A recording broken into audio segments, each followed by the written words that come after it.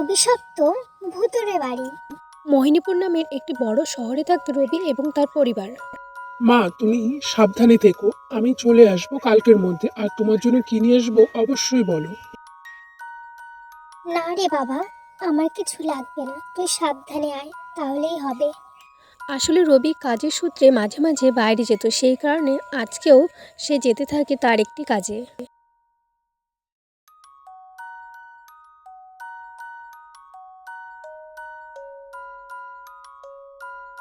ইস, যেতে যেতে কত সময় লেগে গেল, আর যে কতক্ষণ লাগবে আর ভালো লাগছে না। রবি এসব কথা ভাবতে ভাবতে তার গাড়িটি হঠাৎ করে খারাপ হয়ে যায়।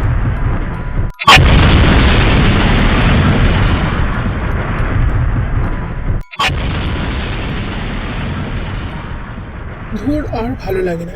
এখন কি করে যে খারাপ হয়ে গেল গাড়িটা, হলে এখনই কি খারাপ হতে হলে এখন আমি কোথায় যাব? দেখি আশেপাশে কোনো বাড়ি আছে কিনা। এই বলে রবি আশ্রয়ের খোঁজে পাশে একটি বাড়িতে যেতে থাকে।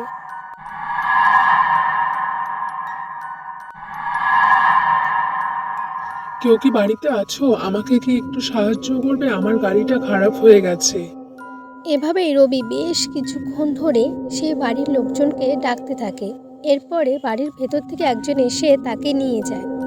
কি হয়েছে বাবা, এত রাতে তুমি এখানে? কোনো কি সমস্যা?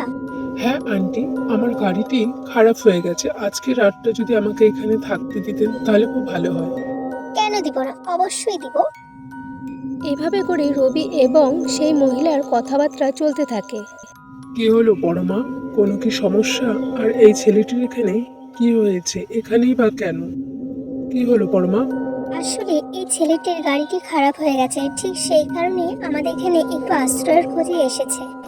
আর এভাবে করে পরমা তার স্বামীকে রবির সমস্ত কথা বলতে থাকে, আর তারা সিদ্ধান্ত নেয় তারা এখানেই ওকে আজকে রাতটা থাকতে দিবে। সমস্ত কথাবার্তা হয়ে যাওয়ার পরে রবি চলে যায় ঘুমানোর জন্য, তাকে যে রুমটি দেওয়া হয়েছে সেখানে। আর বেশ কিছুক্ষণ পরে রবিও ঘুমিয়ে পড়ে সেখানে।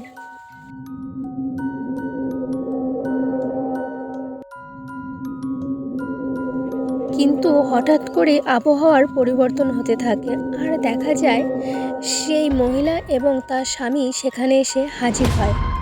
এবার আমাদের ছেলেকে আমরা আবার ফেরত নিয়ে আসতে পারবো বলো? আর আমাদের দুজনের থাকতে হবে না, আমাদের ছেলেও এবার আমাদের সাথে থাকবে। হ্যাঁ বড় মা, এবার আমাদের কাজটি শুরু করতে হবে। এই ছেলেকে বলি দিয়ে আমাদের কাজটি আমরা সম্পূর্ণ করব। এভাবেই তারা নিজেদের মধ্যে কথাবার্তা বলতে থাকে সেই বিষয়গুলো নিয়ে। আর হঠাৎ করেই তারা পরিবর্তন হয়েছে একজন ডাইনিতে আরেকজন ভূত রূপে। আসলে তারা দুজনেই ছিল আত্মা। তাদের ছেলেকে বাঁচানোর জন্যই তারা এই সমস্ত কাজ করছে। আসলে তার ছেলে একটি দুর্ঘটনায় মারা যায়, তারপরে থেকেই তাদের ছেলেকে তারা খুঁজতেছিল, কিন্তু কোনোভাবেই তার ছেলেকে তারা খুঁজে পায় না। অন্যদিকে রবি সেই আত্মা দুটোর কথা শুনে ধীরে ধীরে সেখান থেকে পালাতে শুরু করে।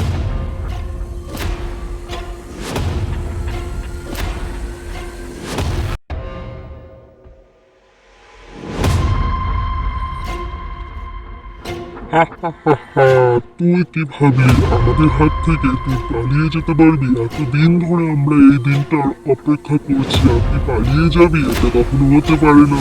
চেষ্টা করে দেখতে পারিস তুই। রবি তখন ভয়ে তার বজরংবলীকে ডাকতে থাকে। তোর বজরংবলী আমাদের কিছুই করতে পারবে না।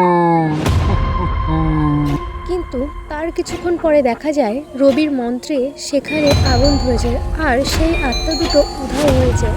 আর চারিদিক দেখা যায় ধ্বংসস্তূপ হিসাবে পড়ে আছে, ভাঙা বাড়িঘর, চারিদিকে মনে হচ্ছে শ্মশান। যেমন চারিদিক মরুভূমি হয়ে গেছে, বাইরে একজনও মানুষ নেই। এটা দেখে রবি ভীষণভাবে আশ্চর্য হয়ে পড়ে। কাল রাতেই তো সবকিছু ঠিক ছিল, আজকে হঠাৎ করে মরুভূমি কি করে হয়ে গেল? না, এখানে আর থাকা যাবে না। আমি না হয় চলে যাই, পরে আরেকদিন আসবো, তখন ব্যাপারটা বুঝে নেব। এরপরে রবি ভয় পেয়ে সেখান থেকে চলে যায়। আচ্ছা বন্ধুরা, তোমাদের গল্পটি কেমন লাগলো অবশ্যই কমেন্ট করো, আর চ্যানেলটিকে সাবস্ক্রাইব করো।